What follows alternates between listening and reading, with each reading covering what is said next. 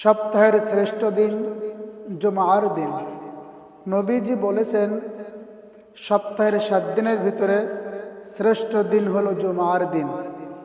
নবীজি আরও বলেন জুমার দিন মুসলিমদের ঈদের দিন। বিকজ ঈদের দিন মানুষ যেমন সমস্ত প্রকার কাজকাম থেকে ফারেগ হয়ে সমস্ত প্রকার কাজকামকে ইতি করে তারা ঈদগাহে শামিল হয়। মহল্লার সমস্ত মানুষ ভাই ব্রাদার যারা থাকে সবার সাথে যেমন মিলিত হয়, ঠিক ঈদের দিন যেমন জমায়েত করে, ঠিক একইভাবে জুমার দিন মানুষ তার সমস্ত ব্যস্ততা সমস্ত কাজকামকে ফারেগ রেখে জুমার দিন মসজিদে হাজির হয়। এলাকার মানুষেরা, মহল্লার মানুষেরা, ভাই ব্রাদার, বাপ দাদা, আত্মীয় স্বজন সবাই মিলে মসজিদে জামায়াত হয়, একত্রিত হয়। এই জন্য বলে জুমা।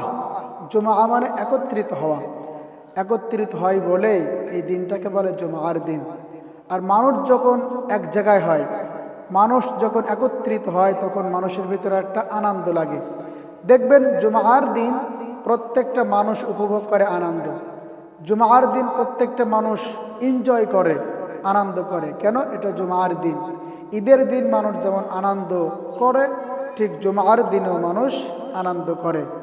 আপনি মুসলিম, জুমার দিনে একটি কাজ ভুলেও করবেন না।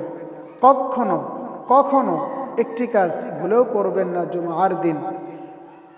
কারণ আমরা দেখি আমাদের এই সোসাইটিতে, আমাদের এই সমাজে জুমার দিন যখন আসে তখন প্রত্যেকটা বাড়ি না হলেও কিছু কিছু বাড়িতে বিভিন্ন বিয়ের আয়োজন হয়, খাতনার অনুষ্ঠান হয়, বিভিন্ন বাড়িতে গান বাজনার আওয়াজ আসে। আপনি একজন মুসলিম, এটা তো কাম্য নয়। জুমার দিন একটা গুরুত্বপূর্ণ দিনে আপনি গান বাজনা করবেন, এটা মুসলিম হিসাবে আপনার জন্য শোভনীয় নয়, এটা হারাম। আপনার বাড়ি বিয়ে অনুষ্ঠান হচ্ছে, আপনি সেখানে বক্সে জোরে জোরে গান বাজাচ্ছেন, এটা কখনো ঠিক নয়। অনেক সময় দেখা যায় জুমার দিন তারা বিয়ের অনুষ্ঠান করতে গিয়ে, কি খাতনার অনুষ্ঠান করতে গিয়ে, কি বিভিন্ন কারণে, বিভিন্ন সেলিব্রিটির অনুষ্ঠান থাকার কারণে অনেক সময় জুমার নামাজ ফেল হয়ে যায়। আপনি মনে রাখবেন একজন মুসলিম কখনো জুমার নামাজ বাদ দিতে পারে না, কখনো বাদ দিতে পারে না। আপনি যদি এক জুমা নামাজ আদায় না করেন, এক জুমার সালাত আদায় না করেন, তাহলে আপনি একটা কবিরা গুনাহ করলেন, বড় ধরনের কবিরা গুনাহ করলেন, যেটা নবীজি বলেছেন মান তারাকা সালাতা মুতাআম্মিদান ফাকাদ কাফারা। যে ব্যক্তি ইচ্ছা করে স্বেচ্ছায় নামাজটাকে ছেড়ে দিল, সে কাফের হয়ে গেল।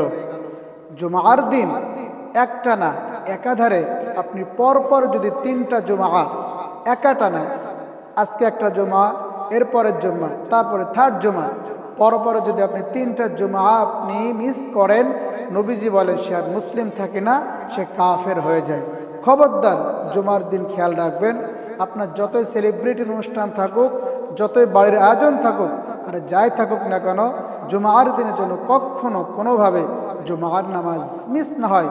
জুমার নামাজ থেকে যেন আপনি গাফিল না থাকেন, জুমার নামাজ থেকে যেন আপনি মাইগুস না হন, এই দিকটা আপনি খেয়াল রাখবেন। দুনিয়া যাই হোক, জুমার নামাজটা মিস করা যাবে না। আল্লাহ পাক আমাদেরকে জুমার নামাজ সহ 5 ওয়াক্ত নামাজ আদায় করার তৌফিক দান করুক। আল্লাহুম্মা আমিন।